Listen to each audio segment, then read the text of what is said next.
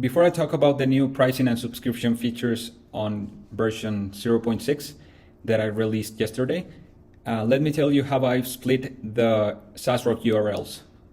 The SaasRock Core Edition demo is now at demo.saasrock.com because before it was at saasrock.com, but I'm going to reserve this domain to manage SaasRock subscribers, customers, analytics, and all that. And the SaasRock Enterprise Edition demo is at enterprise.saasrock.com. So now the official website is saasrock.com, but the pricing will redirect you to pre-launch prices. This, of course, is going to be like this until version 1. Oh, this is a mistake. This should be version 1.0. Before 1.0 launches, it will redirect to Gumroad to get access to the private repos. And this is how the new editions will be: Core Edition, Enterprise Edition, Founders Edition, which is basically if you want me to help you developing your SaaS, and Agency Edition to get more development and consulting hours. So these prices could change before 1.0, but this is just to start preparing some ground for when 1.0 launches. So now let's get into the new pricing and subscription features. Starting with the one-time pricing model, we can go to the pricing page and set the model query param to number 4 to preview the default prices for one time, and it will show something like this: basic, starter, and enterprise tiers with these prices. Let's say that you want to multiply this by 2.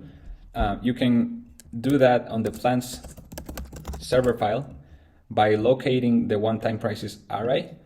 And here we have 2 currencies supported, the USD and MXN. So let's multiply these by 2.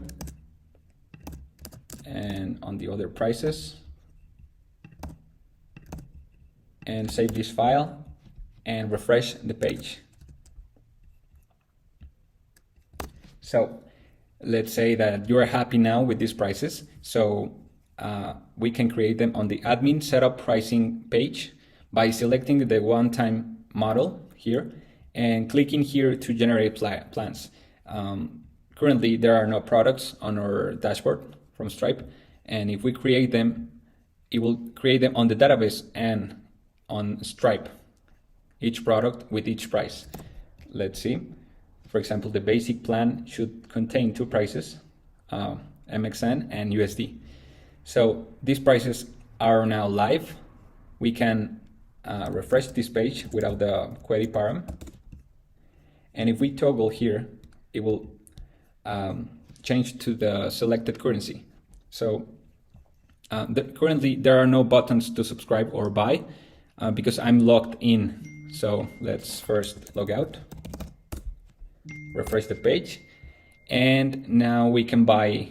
Let's say that we want to buy 5 starter plans, which includes each one of them 5 users. So it will give me 25 users because feature limits support multiple subscriptions or products by bugged. So this page, checkout session, will redirect me to the pricing session success route, where this session is stored in the database in case the user closes this tab, but the email is sent to the customer, so this session could never be lost. If I try to create this account on this user, which is my admin user, it will give me an error because I cannot create another time this user. So let's try to create with test 1. And now I have my account ready. And if I go to the subscription, here is my subscription, which is one time of 5 starter plans. And we have 25 users and 500 API calls per month. And this debug mode div is just if in case you want to modify manually on the database, for example, the canceled date or the end billing cycle date, or just delete it for some customer. And this way the user can subscribe to another plan. Let's say that they want the enterprise as well, but this time only one. This will add 12 users, 90 contracts, and it will set unlimited API calls instead of 500. So let's buy this. And here I cannot update the email because this is an already existing Stripe customer. So if I buy this, it will redirect me now to another URL, which is subscribe, the tenant name, session, and success. This URL adds the plan to the account. So if I refresh this page, it will say checkout session already processed because it's only one time. So if I go to my subscription, I should have 2 products now, 5 starter plans and 1 enterprise, and 25 plus 12 users, 37 users, and unlimited API calls because we subscribe to the enterprise. So this is how it works for the one-time products. This could work for add-ons if you have already other pricing plans like flat rate prices or usage-based prices. But you could also have one-time prices only if your product requires to. Now let's talk about usage-based pricing model.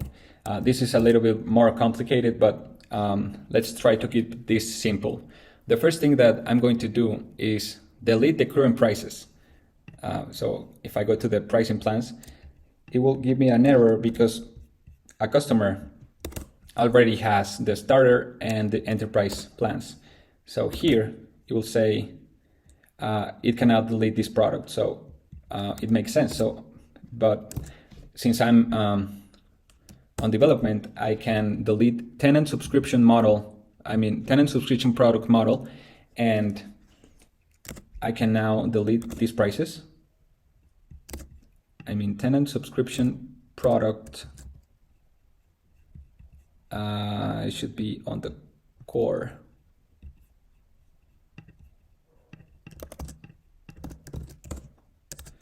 So let's try again. And finally, the enterprise product. So now I shouldn't have active products. So let's preview our pricing page again, but this time on the model number 2, I think, for usage-based prices. As you can see, there's no flat fee price or flat rate price, but unit-based prices. So I have these API calls and employees units, but you can set your own units. Let's say that I want to add another unit for contracts. So for that, you can go to usage-based units here and add your custom unit. Let's call this contract because it's an entity already created, and set this to contract and pass this here. And on the plan server, let's locate the usage-based prices. Here, as you can see, there are no prices, but there are usage-based prices. For example, here on the first tier, we have these prices for the USD currency. Let's just copy the employee prices and change this to unit contract and do the same thing. Well, let's say that per unit is $2, and for the tier number 2 and for the tier number 3. So by refreshing this page, it should show the contract unit right here, 2 per unit. So let's try and generate these prices and see how it looks on Stripe.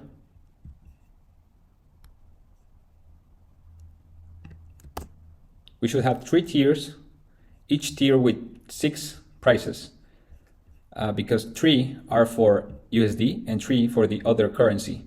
This is per month, and this is for the API calls, and this is for the employees. This is for the contract, this is for the employee, the API calls. And these prices are live, so if we refresh this page and log out, so now let's try to subscribe to the basic one. And the checkout session from Stripe should look like this.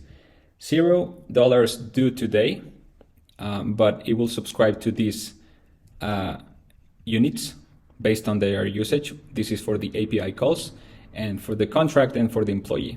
You can change these names by changing the nickname, product name. And let's subscribe. And we're going to create one contract, one employee, and use the API once, 11 times, so we can have this per unit price. So first, let's create another account, test number 2.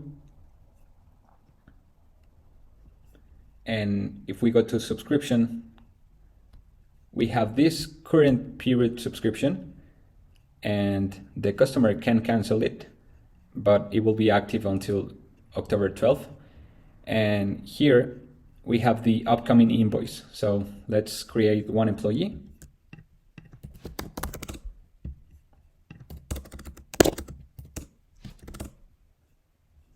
And refresh the page to see the new upcoming invoice. So we have one employee at $1. Let's create another employee.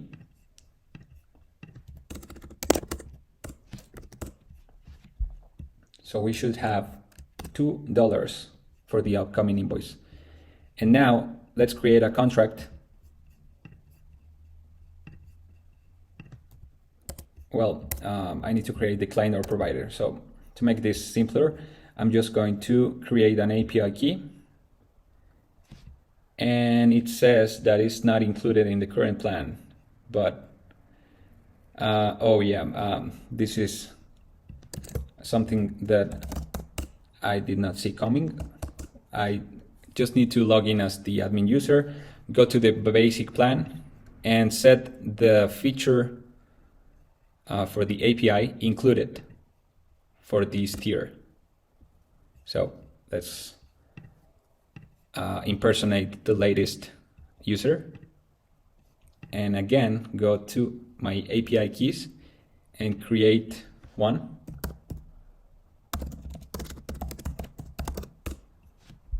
And copy this key, and I'm gonna use Thunder Client, and this should be localhost, and on the headers the API key, and let's call this. So 1 time, 2 times, let's do this 11 times, because the first 10 is free, but after the number 10 is 2 cents per unit. So we have called this 11 times. So go back to the subscription, and here we have 11 API calls at tier number 2, which is of 2 cents. So if we sum this, it should be the upcoming invoice to $7.22. So this is for the usage-based model, but we can subscribe as well to another plan. But the customer can cancel this and it will not be active. Let's do that and see how it looks on here. Ends on October 12th. It's canceled. There's no upcoming invoice. And on the payments subscriptions, we should have here the canceled one. And here is the basic API calls, which is 11. The employee, which is 2. And no contracts. So this is for the usage-based pricing model. For the next one, we have flat rate plus usage-based pricing model. This is just in case you want to charge upfront, plus based on the customer usage. So again, let's go to our admin setup pricing page. Well, first log out because I'm a simple user. Setup pricing, and let's delete this. But first, delete this table.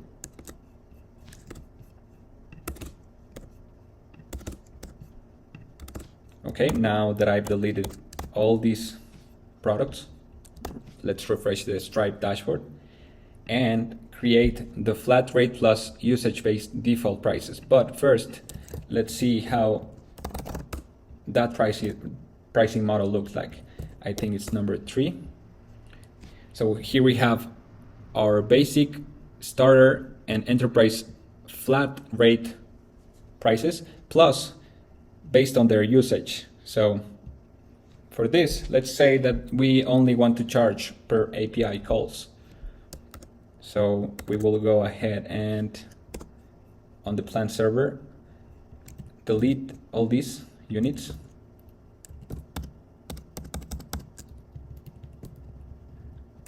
I'm going to comment this all and just leave the unit API call to make this simpler.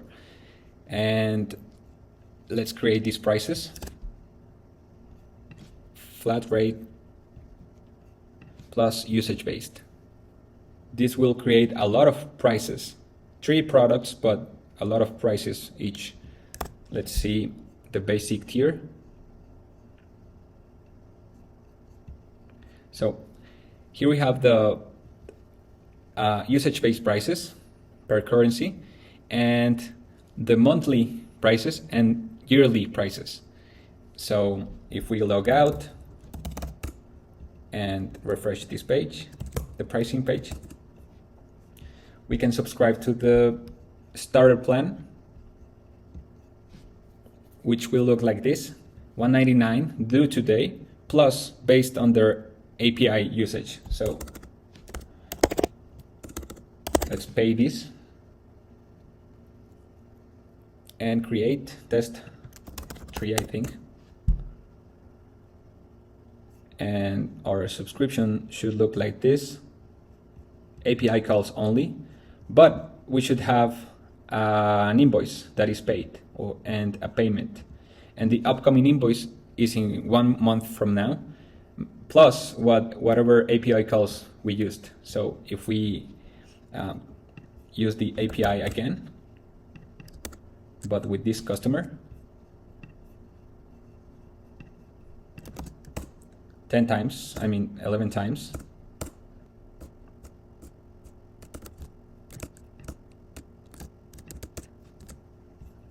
and go to subscription, we should have tier number 2, 4 cents. And let's take a look at what happens if we reach to 21.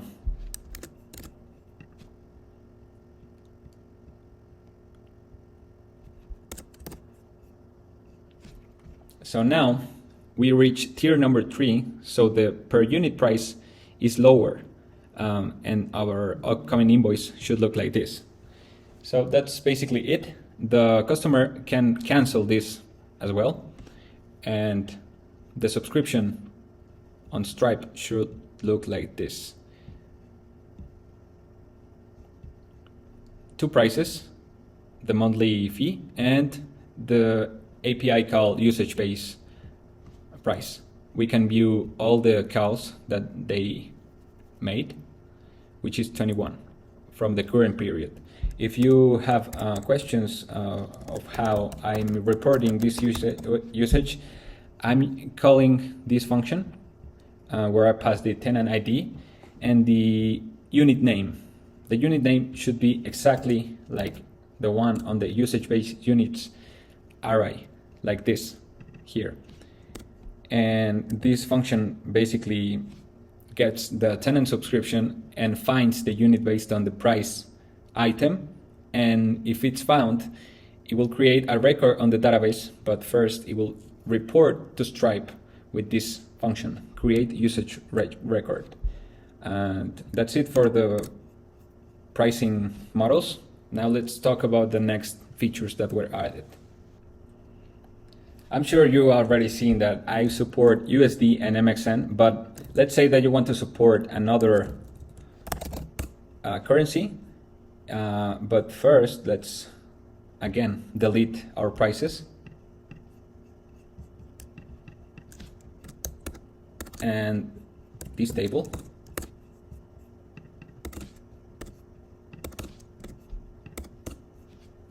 And see the pricing page. So here we have USD and MXN. If we want to add another one, we have this currencies file where we can enable, for example, euros.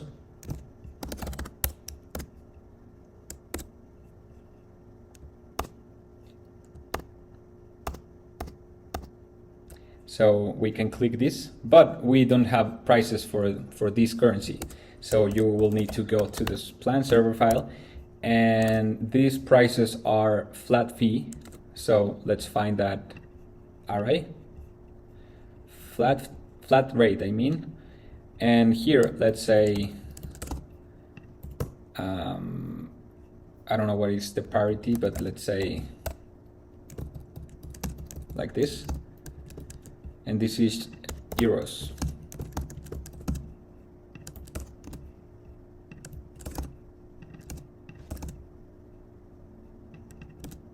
The monthly and the yearly prices.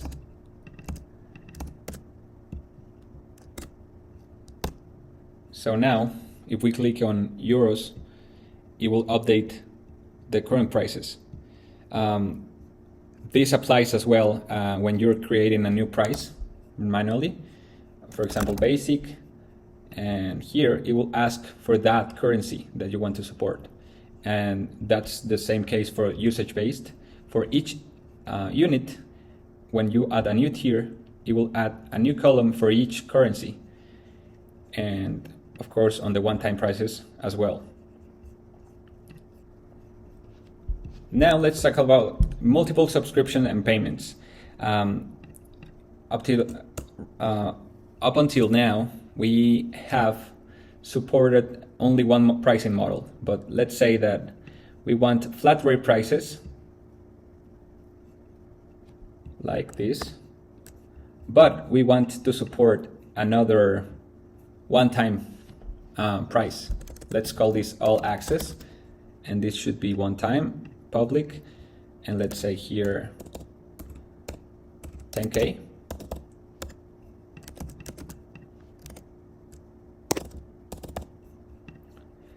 And this is how it should look like. And let's create this. So let's log out again, so we can subscribe to this starter plan.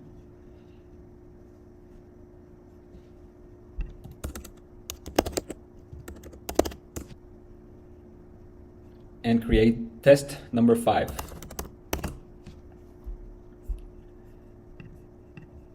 So our subscription is on the starter plan, but our customers can buy the all access plan.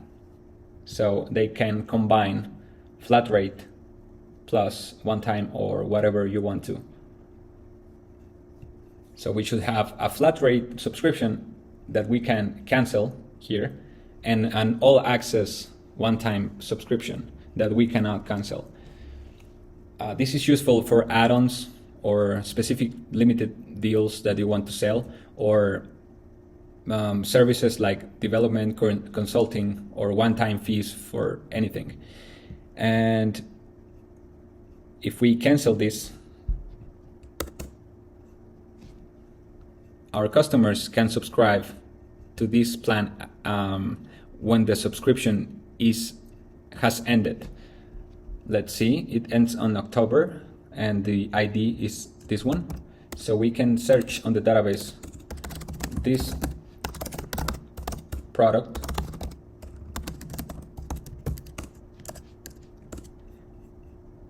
where ID, and here we have that it ends in October. So we can set this that it has already ended.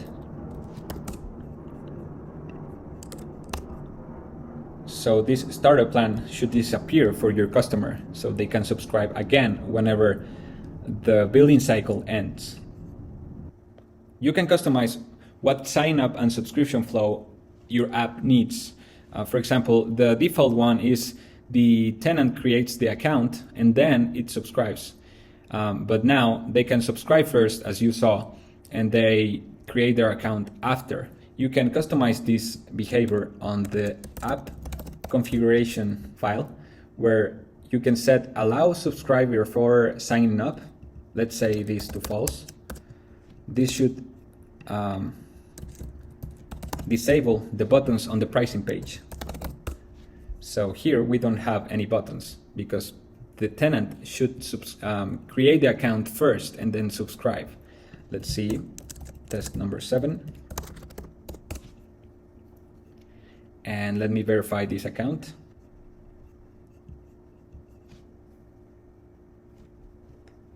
So now it will redirect me to subscribe. But if I don't want the user to be redirected here, we can disable here the required flag.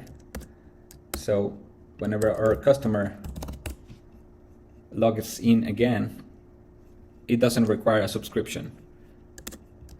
So after creating the account, the user can subscribe.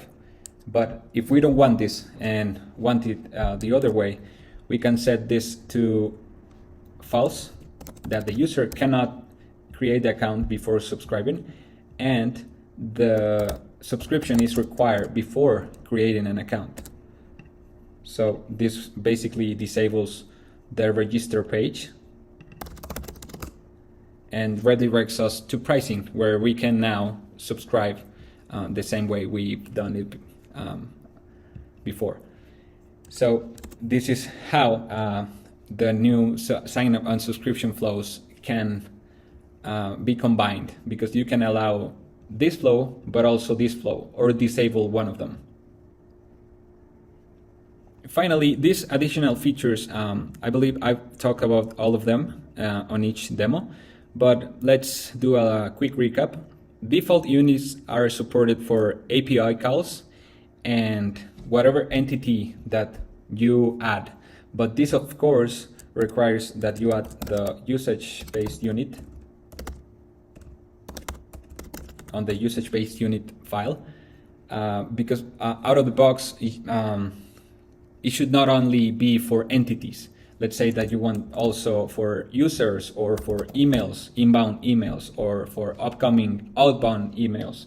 So this SaasRock usage-based pricing models has the flexibility of supporting multiple units, and one-time payments create lifetime subscriptions. I believe I've talked about this also, where you have add-ons or all access plans that the customer buys for something like too expensive, because it is a lifetime deal subscription.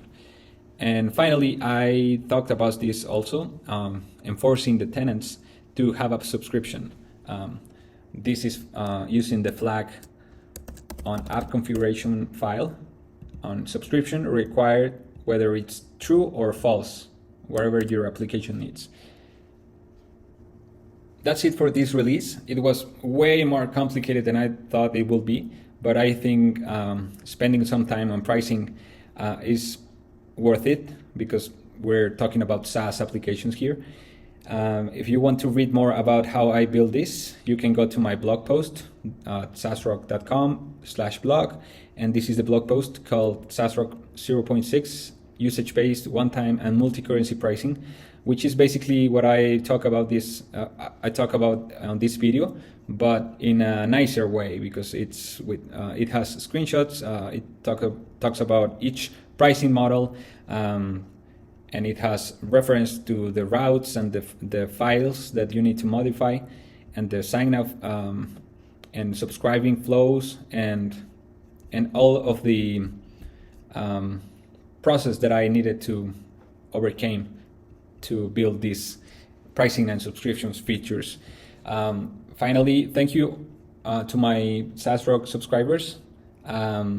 Without you, SaasRock wouldn't even exist. I believe I would have, I don't know, looked for other frameworks to work on. For example, my previous ones, which is in Vue or Svelte or Create React app, or maybe I would have gone the Next.js route, or I wouldn't have found the value that Prisma provides. I don't know. Thank you to my current subscribers and my past subscribers.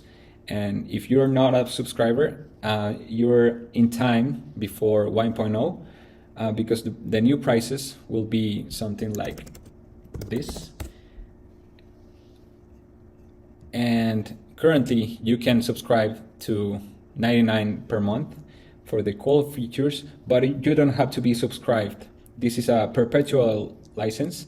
The subscription is just for if you want to get updates, of course. But I believe that up until now, this version is stable enough. Actually, I built this site for Mexican companies on version, I think 4.0, I don't remember, but it's live and I have some customers. So even if you don't get to the 1.0 version, this should be more than enough. Thank you.